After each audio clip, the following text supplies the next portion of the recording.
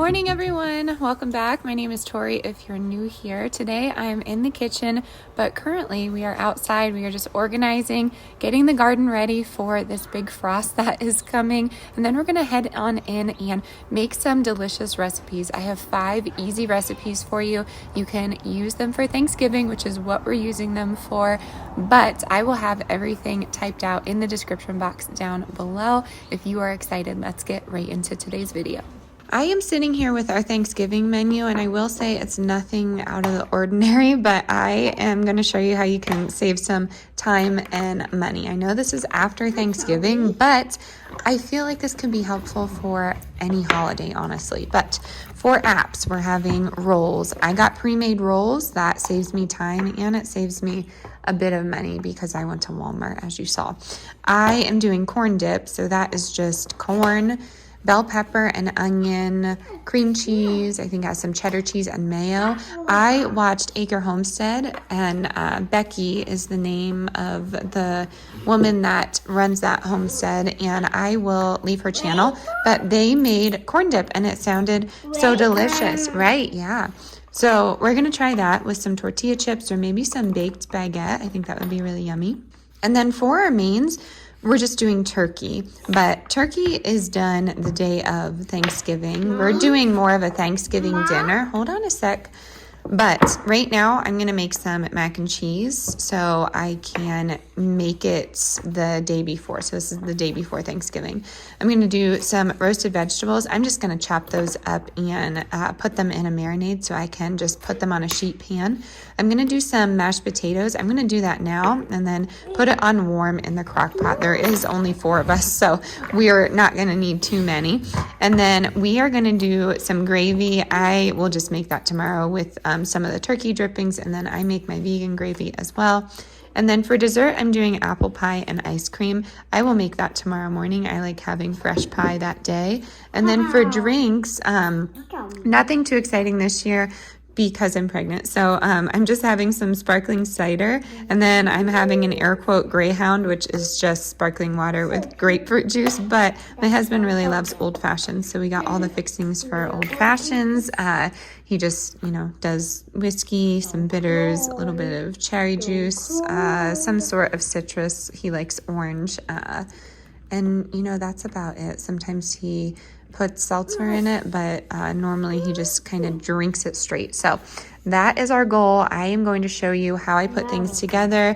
Again, working myself back into the kitchen. So I'm going to take it one thing at a time. Right now I'm going to go out to the freezer and get all I need for the corn dip. I have all that corn from the local farm. I have bell pepper out there, onion, and then we're going to get started on the mac and cheese. Very easy. Cut some vegetables, do our mashed potatoes last, and I think it's going to be delicious. So can't wait to show you and take you along today.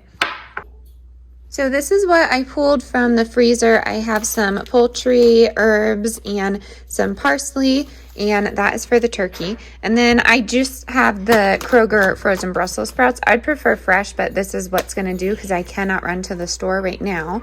And then I have some carrots. That carrot bag, yeah, we grew 3 of the carrot bags that are up here close to us, so pretty proud of that. And then I have 2 corn bags because I want to make a big thing of this corn dip and freeze it. I might even add some quinoa in it because I really enjoy that. So I have 2 things of corn, and then I have some peppers that are cut up. And then over here I have my water. That is not going, of course. I'm going to salt that water, and we're using the organic, I don't know what kind of pasta this is. It's from Costco a long time ago, but I shopped the Prepper Pantry, and this is what we're working with this year. So I'm excited about that. And then I'm going to shred some cheese and just have that to the side so I can get a roux going, but it's going to be very easy and simple. I'm taking it a little bit at a time. Pretty proud of myself right now.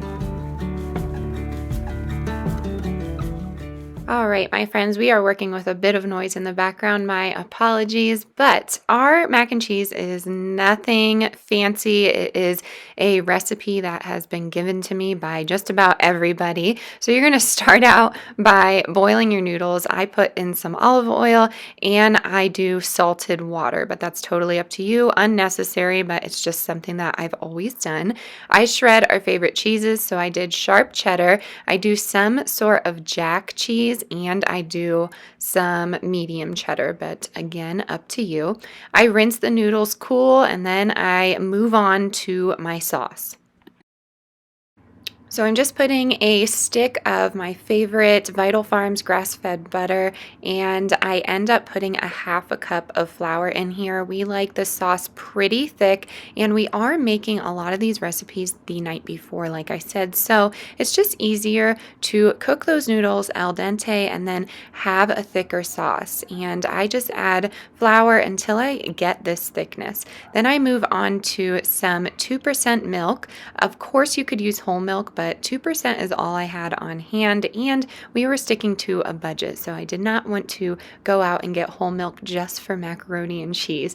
But 2 cups go into there, and then you reduce the heat, let it thicken up, and then you start adding the rest of your ingredients. I have to admit my pan is a bit wonky here, so it did thicken in the middle, but I was ready to add my cheese, and it really doesn't matter if the cheese is totally melted because you are going to bake this macaroni. So what I do is stir it together until I get this rich, creamy sauce. I did season with some seasoning salt, a little bit of nutmeg, and I did some ground mustard powder. You can also do Dijon mustard. I've adapted this recipe to my husband's likings, and Dijon is just a bit too exotic for him. So what I do is put in this cheese sauce on top of my casserole dish, and I just put some foil in it. And then for Thanksgiving Day, what we ended up doing was baking this at 350 for around 35 minutes. I topped with cheese. We are not a breadcrumb family, but you could totally do that if you wanted to. Moving on to the corn dip, I'm excited about this one because we worked hard this summer to preserve a lot of vegetables just so we could save money and eat on it all winter long. So I have 2 bags of corn in there. I have bell pepper and a little bit of onion. It wasn't enough onion for me though, so all I had on hand was some dried minced onion, and that's going to cook up while I do the saucy portion, I guess you could call it. It's not really a sauce, it's just the filling of that corn dip. So it would be easier if I softened my cream cheese, but I wasn't worried because I knew that warm mixture would melt it all up. So we're doing 4 ounces of cream cheese. Save that other part of the cream cheese for your mashed potatoes. I am doing about 2 tablespoons of mayo, and then I'm going to do about a half cup of sour cream. So I'm going to mix this all together, top it with some sharp cheddar cheese, and you are good to go. Again, put some foil on this. This went in with the mac and cheese at 350 for around 30 minutes, and it was good to serve. I love this because I made some extra and I can use it for different recipes. So stay tuned for some leftover ideas. That is my favorite way to use all of these leftover dishes.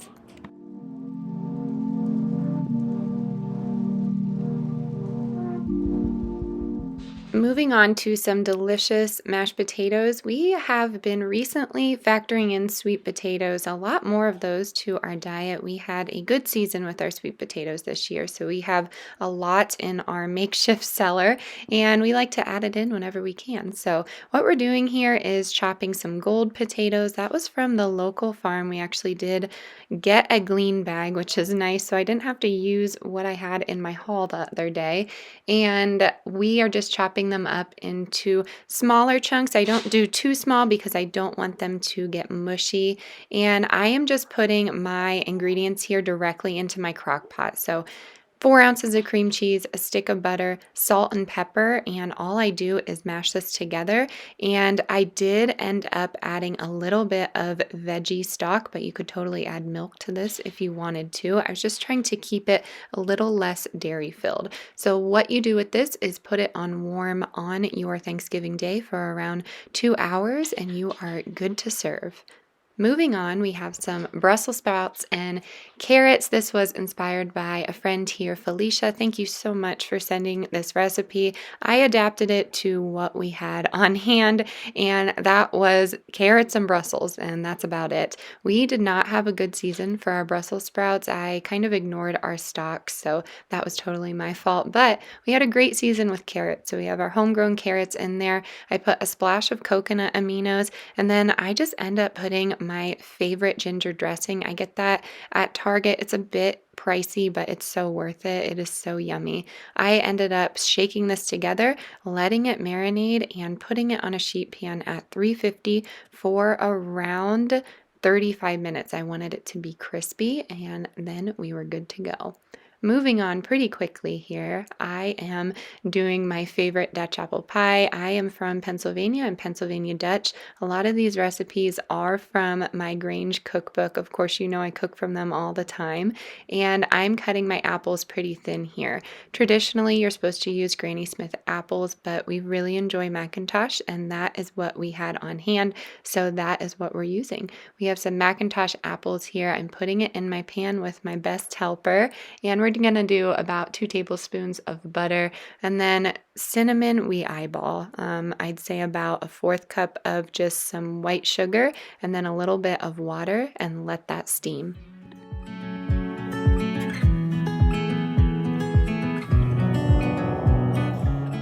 I thawed out some pie dough. I make a huge batch of about 10 of these and keep them in the freezer. I will leave my 1, 2, 3 pie dough recipe down in the description box for you, but I like to roll this out and use it for the bottom. You can totally use 2 of these and use the other one for a traditional lattice or lattice topping, but it is a Dutch apple pie, so we need a crumb topping. I have always made it this way. It's just so delicious. I think this is the first recipe my mom ever let me try out in the kitchen. I was very, very fortunate to have parents let me go in and experiment with ingredients. I know that can be a little tricky being a mom myself, but what I do here is just roughly pinch this together, and I end up putting that apple pie filling down in the center, and then I now am making the crumb topping. So that just has a 1/2 cup of white sugar, 1/2 cup of flour, a little bit of cinnamon, and then what I end up adding, my secret ingredient, is a drizzle of honey. There are so many ways to make this a plant-based option, so you could use maple syrup. If you are curious about any of my plant-based swaps, please let me know in the comments down below.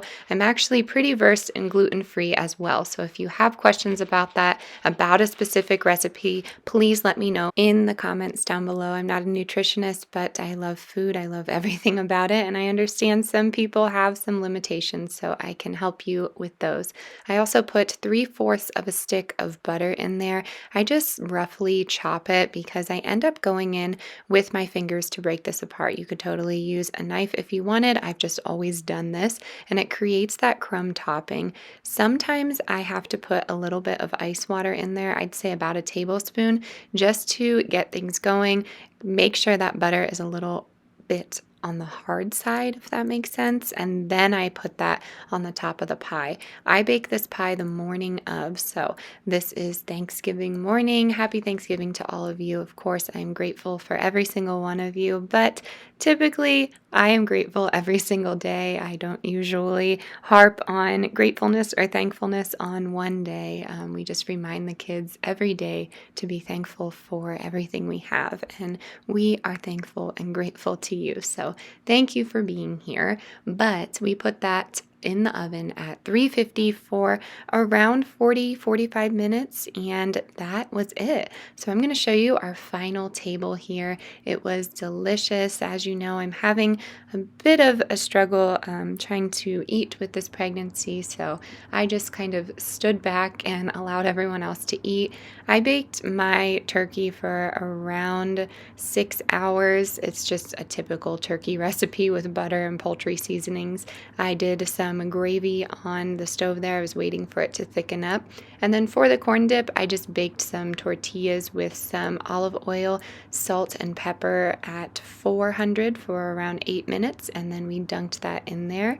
I have a few plates on the table here, and I usually do side plates for my husband just because the meat takes up a plate in itself.